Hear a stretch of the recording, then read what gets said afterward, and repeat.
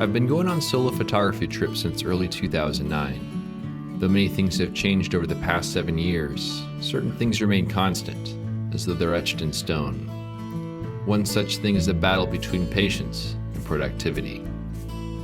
The start of a trip can be somewhat chaotic, and maybe my mind isn't quite in the right place, but once I expose that first sheet of film, there's a sense of relief.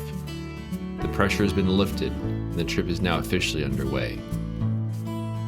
My sense of ambition drives me to spend countless hours seeking subjects and patiently waiting for ideal light.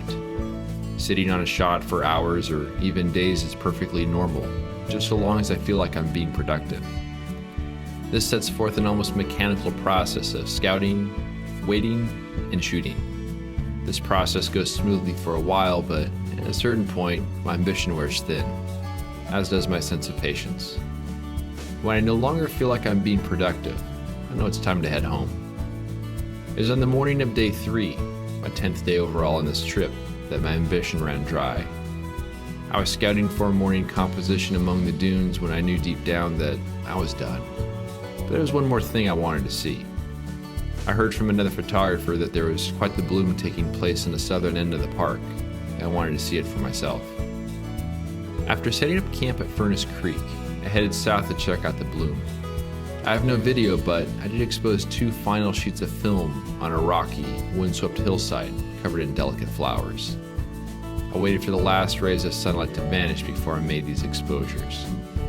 As the shutter clicked shut on that final sheet of film, I felt a small sense of satisfaction. I knew I was done, and it was time to return home to my loving wife and our simple life. Thank you as always for following my journey. I look forward to sharing my next trip.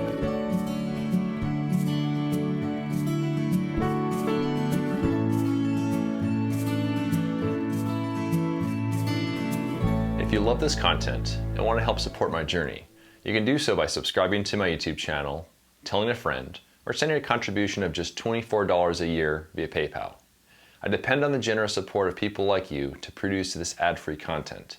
Thanks in advance for your support.